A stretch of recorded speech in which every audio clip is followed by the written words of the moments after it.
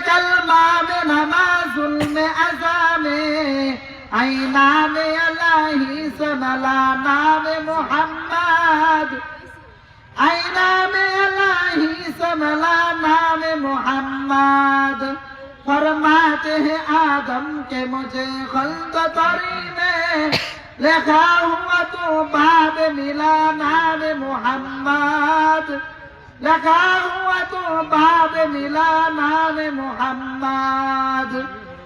अल्हम्दुलिल्लाह ওই মহান মালিকের দরবারে লাখ কোটি শুকরিয়া যে আল্লাহ সুবহানাহু তাআলা আমাদেরকে দয়া মায়া করে জান্নাতের বাগিচা আসবার এবং বসবার আমাকে অল্প সময়ের মধ্যে কিছু কথা বলবার আপনাদেরকে শুনবার তৌফিক দান করেছেন। ওই রব্বে কাবার দরবারে একবার কালিমাতুশ শুকরিয়া আদায় করি বলি আলহামদুলিল্লাহ। আমি আপনাদের সামনে 30 পারা কোরআন কারীম থেকে ছোট্ট একটা আয়াতে কারিমা তেলাওয়াত করেছি। আল্লাহর নবী সাল্লাল্লাহু আলাইহি ওয়াসাল্লামের অসংখ্য হাদিস থেকে একটা হাদিস করেছি। অল্প সময়ের মধ্যে ভূমিকা না নিয়ে এই আয়াতের উপর কিছুক্ষণ কথা বলবো ইনশাআল্লাহ।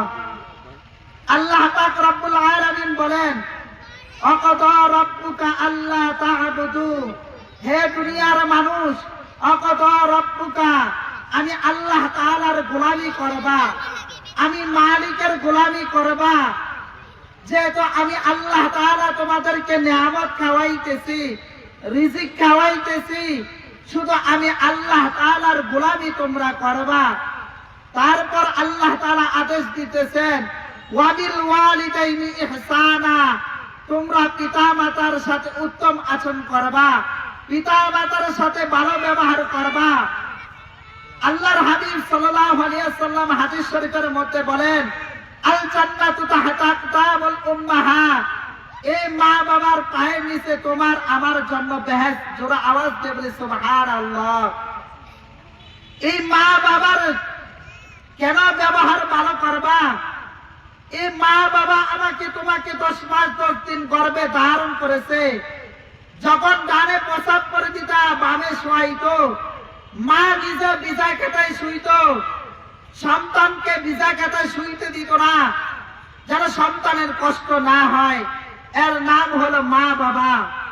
বাবা কত কষ্ট করত, বলে অসুস্থ শরীর, জ্বর, তারপর বিষ কাটা নিয়ে বের হয়ে যায় সন্তানের মায়ায় আর সন্তানের দিকে তাকায়া। কত মানুষ কত কথা বলে, তারপর বাবা সন্তানের জন্য কষ্ট করে। এই মা বাবা এত আমার জন্য আপনার জন্য কত পরিশ্রম করে। এই মায়ের পেটে থাকা অবস্থায় কত লাথি মারিয়া দুনিয়ার জমিনের মধ্যে আসলাম। এই মা বাবা কত কষ্ট করে। এই জন্য আল্লাহর হাবিব জানায় দেয় মায়ের চেহারা দিকে তাকাইলে একটা কবুলতের সওয়াব। সাহাবায়ে কেরাম বলতেছেন আল্লাহর নবী যদি 100 বার তাকায়, আল্লাহর নবী জানায় দেয় 100 কবুলতের সওয়াব। সুবহানাল্লাহ। এই মা বাবার সাথে ভালো ব্যবহার করতে হবে, উত্তম আচরণ করতে হবে। এই মা বাবার সাথে যদি আমরা খারাপ আচরণ করি, ভালো ব্যবহার না করি, মৃত্যুর সময় বেঈমান হয়ে মৃত্যুবরণ করতে হবে। কিতাবের মধ্যে একটা ঘটনা আসছে। আল্লাহর নবীর প্রিয় সাহাবীর নাম ছিল আলকামা।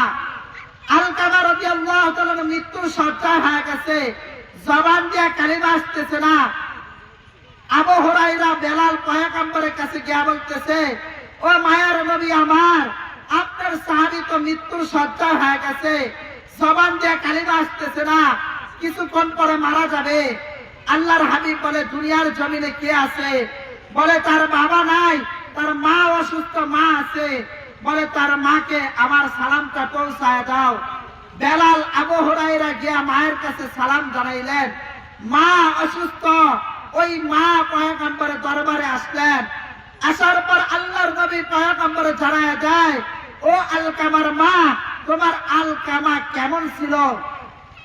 মুসলমান ইমানদার আল্লাহর গোলাম, এরে নবীর উম্মতের দল,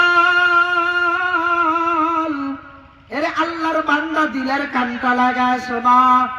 ওই আলকামার মা ডাকতে বলে ও মায়ার নবী আমার, বলে আলকামা কোনদিন তাহাজ্জুদ নামাজ ছাড়ে নাই, কোনদিন নফল নামাজ ছাড়ে নাই, এক ওয়াক্ত নামাজও কোনদিন ছাড়ে নাই।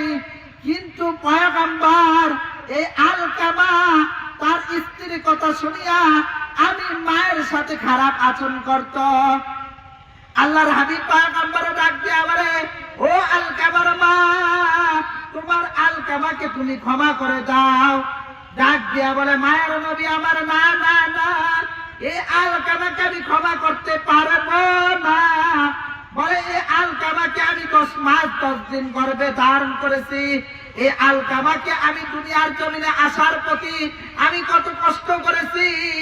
আজকে দুনিয়ার জমিনে আসার পর, তার স্ত্রী পাওয়ার পর আমি মায়ের সাথে খারাপ আচরণ করেছে। আল্লাহর হাবিব পয়গম্বর সাহাবায়ে কেরামদেরকে বলতেছেন, ও সাহাবায়ে কেরাম, তোমরা লাকড়ি জোগাড় করে নিয়ে আসো।